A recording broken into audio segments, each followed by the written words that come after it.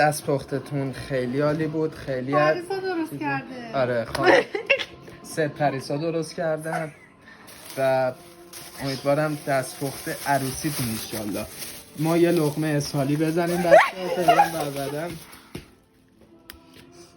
بچه‌ها حلالم کنید. چشم و نگاه حجم و نگاه بنازم، مخصوصا با این سس چیلی. اینجا رو کارو بگی نمیاد کسافت. فشارش به آبجیهانی کارو دریابی.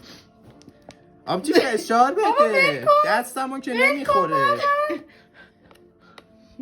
بابا این مایتبش خراب بود، مزهش خوشمزه.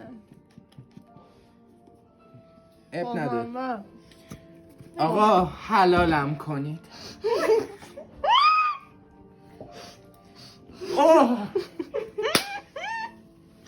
یک کدوم پر شد.